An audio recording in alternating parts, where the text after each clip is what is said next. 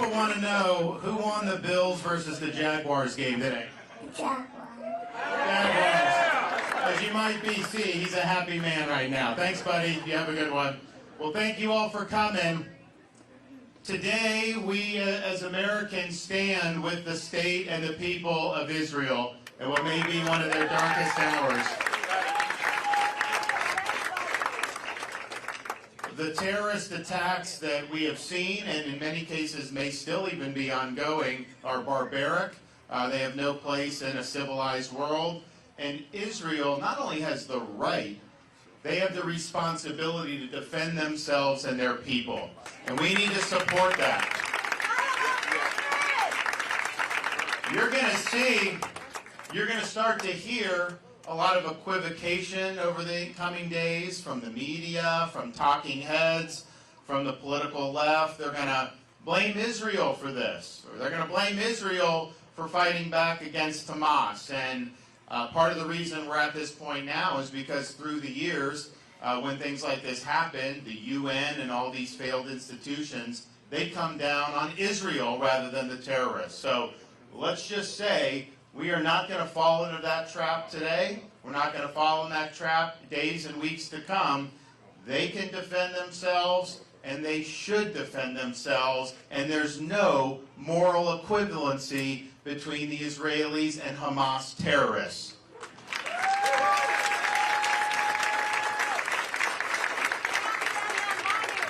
We very well, I don't think it's been confirmed, but anybody that's been over there, and I've had the I've been able to go a number of times, there are Americans who live in those communities.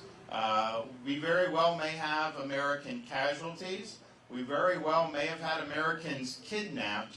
And it's important that we as Americans say to terrorists all around the world, you do not harm one hair on the head of an American citizen, or else you will have hell to pay. We are not going to sit there and let this happen. And so I hope that the president is engaged on that. I hope people are being, if there's rescues or whatever needs to be done to protect our people, that needs to happen. And that's the baseline responsibility of the commander-in-chief. I can tell you this, I wouldn't have slept through those attacks if I were in the White House. I'd have been up at 2 in the morning, and we would have been doing what we need to do to protect this country. And it's sad because if you look at what this administration and others in recent times have done, they have made deliberate efforts to coddle the Iranian regime, to give them sanctions relief. Biden came in, they've let him sell all kind of oil. That has been a massive amount of cash infusion for this regime. The $6 billion which they try to walk away from, they say, no, that $6 billion can only be used for things like food and all this other stuff. Well, first of all, even if somehow that is true, money is fungible. If you're going to give Iran something, $6 billion for these items, whatever Iran was going to spend on it, that frees that up to be able to send for terrorism. But then even the Secretary of State today said, they're like, well, what's your response? People say money's fungible. If you give them $6 billion for one thing, they can free up. And he says, look, we've known that Iran always is funding terrorism. We know that that's what happens. Well, why are you coddling them if you know that that's what happens and that they fund terrorism? It's not only that they fund it, they perpetrate it directly. When I was in Iraq, back when I was in the Navy, I'm the only one running for president that's actually ever served this country in uniform.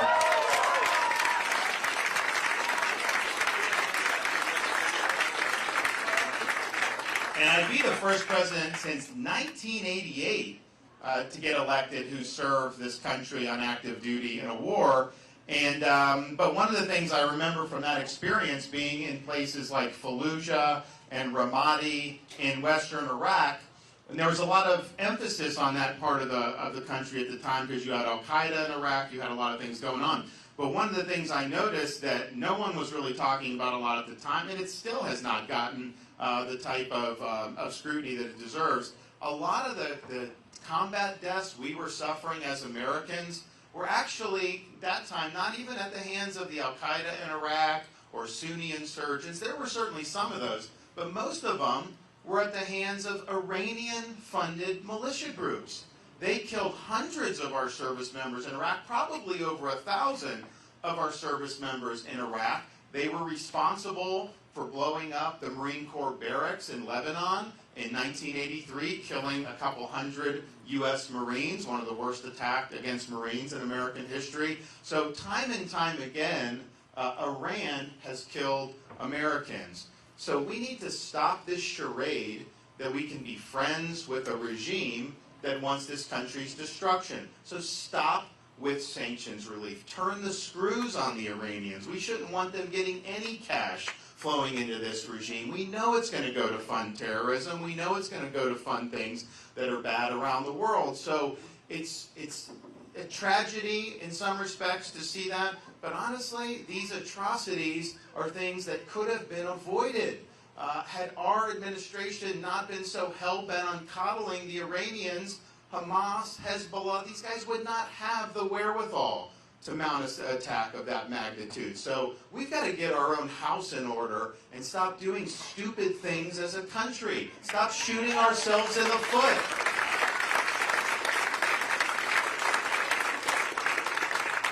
And speaking of shooting ourselves in the foot, when you're watching what's going on in Israel, just understand that what's happened in this country with this open southern border has been an invitation for people and regimes and terrorists all over the world to infiltrate this country and eventually commit terrorist attacks. And I've been saying long since this happened with Israel that because of the open border, there would, as much as I don't like to say it, but just there will be a terrorist attack in this country from somebody that's come across the border. There's no way you could have this many people, and they'll focus on this or that. There's people that have come from Iran. There's people that have come from Russia. There's people that have come from the Middle East, other parts of the Middle East. China has had people come across our southern border. So we have created, we haven't, they have created a massive security situation for this country. And that says nothing of the fact of letting the drug cartels run roughshod over the border and let them move all the product in. That's killing tens of thousands of our own citizens with fentanyl overdoses, and that's happening in communities all across the United States. It is not just a border issue. Biden has made every community in America a border community, because you could have fentanyl in any community right now, and we are seeing that. And the thing about it is, it's more deadly than drugs that we're used to. As bad as drugs are, this is at a magnitude worse. Addiction's a tough thing, and we've worked hard in Florida. We actually have a program in place to help folks. We're the only state that had a decline in overdose deaths last year because of the program that we instituted, and we need to do that more nationwide. It's important. And it's a tough thing with the addiction. But the thing about the fentanyl is, it is far beyond just people who are addicted to drugs. You could have a kid that thinks they're trying to get something to help them study for midterms, and the pill ends up having fentanyl laced into it, and they can die right on the spot just from taking one pill that no one thought could possibly be fatal. We had a case in Florida where a family rented an Airbnb rental unit.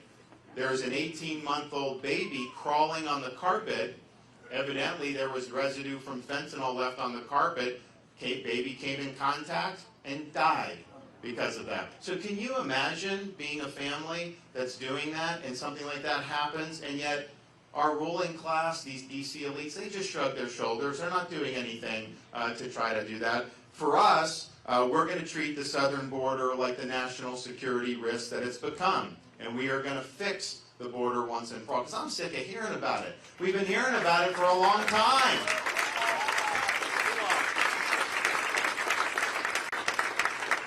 So we'll declare it a state of emergency on day one.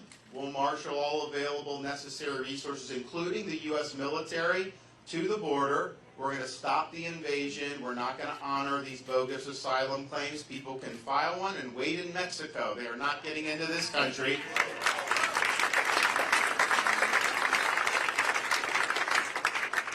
And we are gonna do the wall, which even Biden is gonna do the wall maybe now, you know? You know, it's interesting. They never cared about the border. They always said, and then once you started having illegal aliens in Martha's Vineyard in New York City, and now all of a sudden they're worried about the border. But even easier. But the thing about it is we do need to do a wall. I don't think that's the only thing you need to do, but I do think you need to do it. And I'm committed to getting it done. Because I noticed that when Donald Trump, he was here last weekend on Sunday, he gave a speech, and he was talking about his promise to have Mexico pay for the border wall. You remember that from 2016. I was at the rallies. I loved it. I wanted to see that happen. And it didn't happen. And so, but his explanation was, look, there was no legal mechanism. I couldn't just have Mexico pay for the, even though that's not what he was saying in 2016. He said, you're going to pay. But he said, there's no legal mechanism. He's kind of rationalizing why it hasn't happened. But here's the thing, which is bad enough, because if you honestly believe that, you shouldn't have made the promise. With me, everything I tell you I'm going to do, write it down, I'm going to follow through. I am not going to tell you anything that I don't believe in and that I'm not going to follow through on. And if you look at what we've done in Florida, we've made good on 100% of our promises, got the job done, no fanfare, no chaos drama, just get the job done for the people. But here's the thing.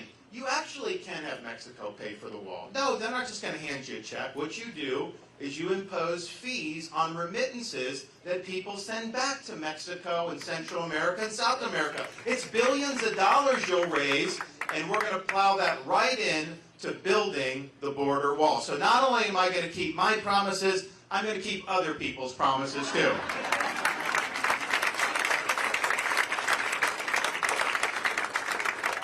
But probably the most important thing that we need to do to be able to ensure that we have sovereignty in this country is we need to hold the Mexican drug cartels accountable for what they are doing to this country. They've been given a free ride for so long, and I was the first to say, and I'll be the first president to do this. Now people are trying to copy me, but I said early on that we are going to treat them like foreign terrorist organizations, and we are going to authorize the use of deadly force against the Mexican drug cartel. I was down there, I was in Arizona a few months ago, and the border, by and large is wide open. There are parts that have fence or wall or whatnot. So there's a part that had pretty high steel beams, and these guys are sitting there like working on this wall, and I'm like, what are you doing? They're like, we're patching up the hole. Cartels just cut a hole through these steel beams, and then they bring people in, bring drugs in through there. And I'm just thinking to myself, and Biden just lets them do that? It's like, imagine if someone was breaking into your house, would you just let them go? No, you would offer resistance. So when those drug cartels are trying to cut through our border, when they've got the backpack full of fentanyl on trying to get into this country when I'm president, that will be the absolute last thing those people do, because we will leave them stone cold dead right at the border. And then, you know what? You're going to see a change in behavior very quickly. So we've got real significant security needs here in this country. We see what's happening in the state of Israel. What that calls for is strong leadership. Joe Biden is missing in action. We need a leader who's going to be there when crisis hits. You're going to be able to lead with purpose and conviction. You can't be distracted. It's got to be focus on the task at hand, discipline and execution. And if there's one thing that I can show is, if you look at what we've done in Florida, every time we've had a crisis situation, whether it's the COVID response and standing up against Fauci, whether it's the hurricanes that we deal with and manage, whether it's the collapse, we had a big condo collapse, I'm the leader and I spring into action.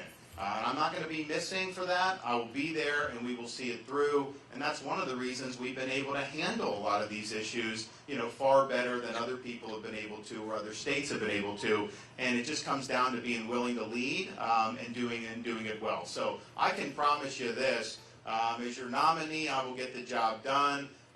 As your leader, I'll be someone you can be proud of, and as your president, we will not let you down. So thank you. I'm happy to take some questions. God bless you. Yeah.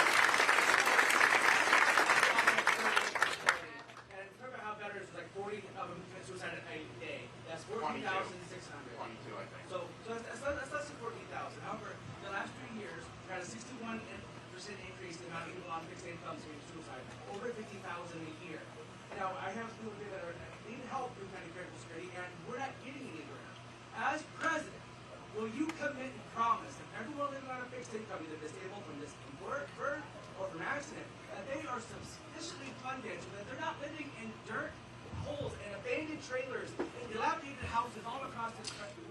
So here's what I think is important with that, because you're right, people on fixed income are getting whacked. And why is the number one reason they're getting whacked? Because the prices are going up. Everything is more expensive. And you have Social Security, and there's a cost of living that people get. That does not cover the cost. And I kind of, just like, it's sad, but I kind of chuckle when I see inflation was 3% or 6% or 9%. People today are paying probably twice as much for groceries than they did 3 years ago. They're paying, if you look at buying a new home, go back to 2019 and look at the average price home, what would the mortgage payment be, and then today, what's the average price home? And the overall price is higher because of inflation and everything, but the monthly mortgage payment, because the interest rate is like twice as much as what you'd be paying on a monthly basis just 4 or 5 years ago. Has anyone seen real income go up twice as much in the last 4 or 5 years? I must have missed that one. So it's hard and it's almost cost prohibitive for just the necessities of life. The average income compared to the average home price, there's a massive gap, and it's all because of what the federal government has done to borrow, to print, and to spend money that they don't have. And you know what? It's not just one party. It's been Republicans and Democrats that have done that. They have an addiction up there to borrowing and passing the buck to future generations. We have a Federal Reserve which totally dropped the ball in how they handled COVID, how they said inflation was going to be transitory. We're going to reel the Federal Reserve in, I can tell you that right now. We are thinking, so we're going to do that. We're going to reel them in because their job is not to be central planners of our economy. They should ensure stable prices and a stable dollar. That's what we want them to do. So there'll be a new sheriff in town on that. We are going to discipline Congress and not let them spend us into oblivion anymore. In Florida, I vetoed billions of dollars in wasteful spending. We've run budget surpluses every year. We've cut taxes more than any governor in the history of Florida. And with all of that being done, we've still managed to pay down almost 25% of our state's total debt that we accumulated since the inception of the state of Florida in the 1840s. So it can be done, we just got to do it. The other thing you need to do to reduce inflation is open up American domestic energy production. Our oil and gas, we've got to do it. And what that will do is, first of all, you'll pay lower gas prices, and that's something that we are going to get, lower gas prices if we do that. But the energy impacts everything in the economy. So the price of goods, all that stuff, there'll be a downward pressure on that if energy's going down. It's good for jobs. It's good for our industrial base. We're going to be permitting Keystone Pipeline and all this stuff to make sure we're able to do all this. It's important. But of all those benefits, and they're real, probably the most important benefits is to our national security. If you want the Green New Deal, which is what Biden wants, he wants to kneecap domestic energy production. He wants you to pay more. I actually saw he ran a commercial coming over here saying people are paying less for health insurance and for energy. I'm like, well, what planet are you living in on that? I have not seen those declines. But anyway, so you're going to pay more, and that's bad enough. But that will benefit China, Russia, Iran, and Venezuela. It's not good for our national security, so we're going to do what's right. But so many of these problems that our country's facing right now are rooted in how the federal government responded to COVID, how they borrowed money, printed money, spent money, how Biden is trying to control the economy, doing all those things. So there are things that happen that you got to deal with. These are self-inflicted wounds. So when I'm president, we're going to get a whole new different direction, and we're going to get this country back on track. Yes, ma'am. Right now, how involved would you want the U.S. in this Israel conflict? So the question is, what is the proper role for the United States in something like what's going on in Israel? One, American citizens, that calls for us to be there to defend them. Now, how you do that, obviously it could be a delicate situation. If you're talking about rescues and things of that nature. We have a long-standing security relationship with Israel. We, of course, should continue that. But here's the thing about Israel, and this is one of the reasons why I really appreciate him as an ally. No, by the way, Biden has treated Netanyahu horribly. He's treated Israel horribly. When I'm president, we'll have an ironclad U.S.-Israel relationship. It'll be strong. It'll be good for our country, and it'll be better for the Middle East. But one of the things I appreciate about Israel is they never ask us to do what they should do for their own country. We've given them, people make a big deal, there's some of these candidates said they want to cut, the support we've given to Israel. I think it's money well spent. But put that aside. It's honestly, for the entire history of Israel, I think we've given them like $150 billion over, 7 decades? Compare that to how they're spending money now. I mean, give me a break. So Israel's always said, we are going to defend ourselves. If you're helping us things like Iron Dome or whatever, they appreciate that. But they never expect us to do for them what they're not willing to do for themselves. And so any support we've given them has been complementary to their defenses. It has not substituted for that. So my sense would be that the best thing we can do right now, 1, take care of any American citizens, is 2, is just be very clear that Israel has a right to defend themselves. You can't run to the United Nations behind the scene like Biden probably wants to do, start rattling cages and get people to start attacking Israel for responding. We've got to be very clear. They have a right to go in. They have a right to. Someone put out a video of me from almost 10 years ago when I was talking about Hamas. And I said at the time, look, this idea that somehow Hamas is upset because they are, quote, being occupied by Israel, that's a lie. Israel pulled out of the Gaza Strip, 15 years ago.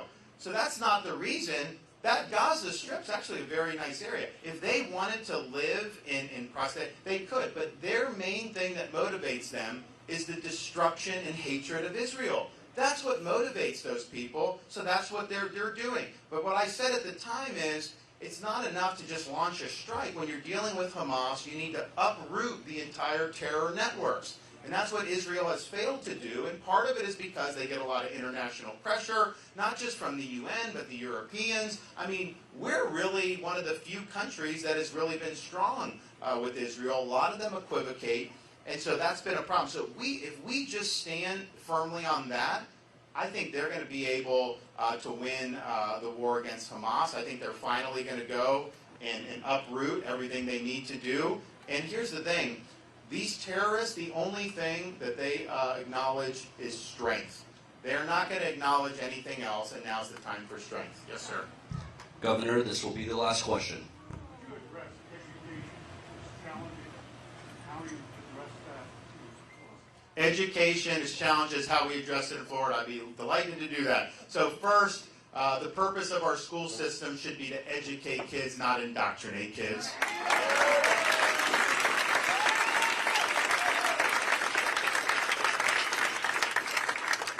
We must respect the rights of parents to direct the education and upbringing of their kids. And we've done that in Florida. We need to do that nationwide.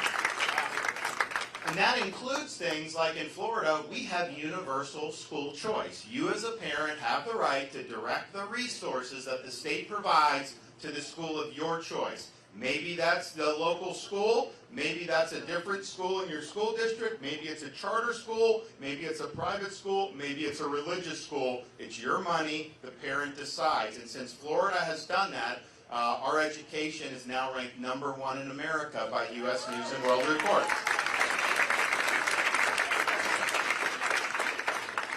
We have, so that's another thing. Getting the indoctrination out of the schools, though, is very important. And we eliminated critical race theory in the state of Florida. We're not teaching kids to hate this country or to hate each other. We're going to teach true history. We're going to do that. And we also had to stand up and fight against the most powerful company in Florida, Disney, to ensure that we don't have sexualized curriculum in elementary school. How are we even having this conversation? But I'll tell you this. As parents of 6, 5, and 3-year-olds, and my wife, I think, is right over there holding one of them. Okay, there's our 6-year-old and my wife right there. So and you saw my son, and then we got a 3-year-old in the van, I think, or in the bus. Okay, here they come. They're coming up. All right, so there they are. So, we believe as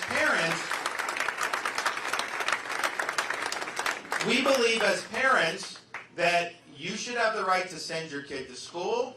Your kid should be able to watch cartoons. Your kids should be able to be kids without having an agenda shoved down their throat. And it is wrong to have a school teach a second grader that they were born in the wrong body or that their gender is a choice.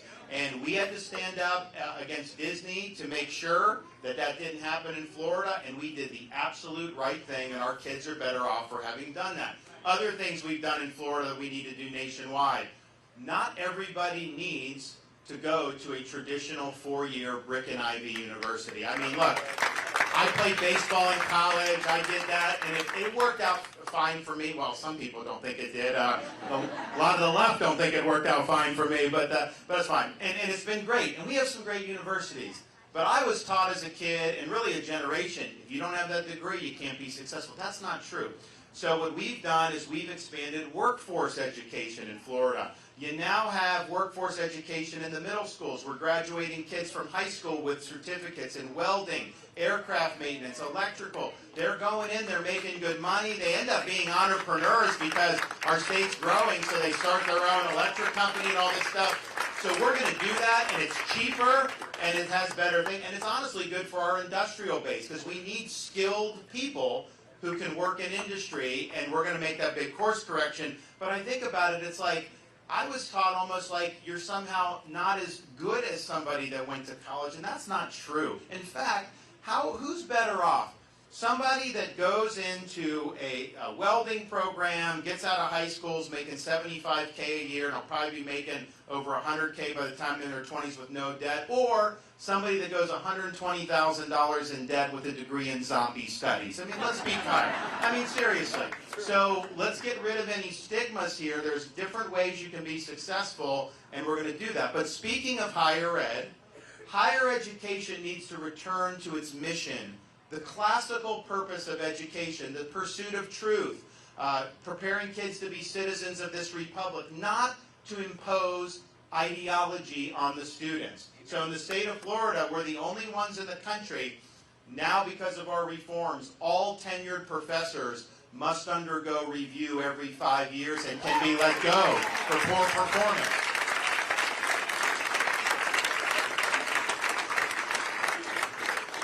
We've also, I had a liberal arts college, state funded, called New College in Sarasota. It's actually like beautiful campus, and it's supposed to be our top honors college in Florida, and it wasn't. It was not performing well, and it's because it had turned into like a Marxist commune. It was like left of the left on ideology. So I said, all right, look, if we're going to fund this, it's got to have a mission that the people of Florida want. So I put 7 conservatives on the board of trustees. They fired the president. They hired a conservative president. They eliminated CRT and DEI. They abolished the gender studies department, and they recast the college, the university, as being the top publicly funded classical liberal arts college like Hillsdale College in Michigan. So we have our own little Hillsdale that we're doing that's going to really pursue truth, and it's the type of education that our nation's founders would have had. The great text, the great books, the Western tradition, all that. And you know what? I got parents from all over the country trying to apply for their kids to go, partially because they want to be in a place. You work hard for 18 years as a parent. Do you want to turn your kids over for 4 years and have some university undo everything you saw? Yeah, I think some parents are concerned about that. I'm actually an exception. I was a blue-collar kid, working minimum wage. I get recruited to play baseball for Yale, then I end up at Harvard Law School. I'm one of the few people that can say that I went through both Yale and Harvard and came out more conservative than when I went in. That's not easy to do. But parents are saying, we want just something, we just don't want the agenda. So they're interested in new college, but in Florida, I have not let them raise tuition. So in-state tuition in Florida is $6,400 a year. Out-of-state tuition is only $16,000 a year. So I've got people from all over the country from states where the in-state tuition is higher than our out-of-state tuition, so we're having a really significant explosion of people that are doing that. But that's a model to show we made these changes. We were universally attacked by the corporate media and by the political left. They would literally write, because the tenure reform, oh, there's a brain drain from the professors are leaving, this is bad. I'm thinking to myself, brain drain, okay. This is a professor of intersectional Marxism. If they're leaving Florida, that's a positive for us, not a negative for us. Thank you very much. So, but I think that the issue, though, is for how I would see some of these issues as president, and there's a role for the federal government in some of this. Not all of it should be federal, of course. But are we just going to allow every institution in society to be overtaken by leftist ideology? And if we do that, we can sit there and win some elections, we can win some policy fights, but ultimately, they're going to win on all these issues. And so my view is they don't have a right to control our schools. They don't have a right to control businesses and all this. This is our country. We have a right, to be in there. So that's what we've done in Florida. And I think one of the reasons people have flocked to Florida is because we fought back against the elites on everything from COVID mandates to ideology in the schools, ESG, all of that. We have made the state the free state of Florida. And you know what? This country needs a new birth of freedom throughout the land, and that's what I'm going to provide as president. Thank you all. God bless you. God bless you.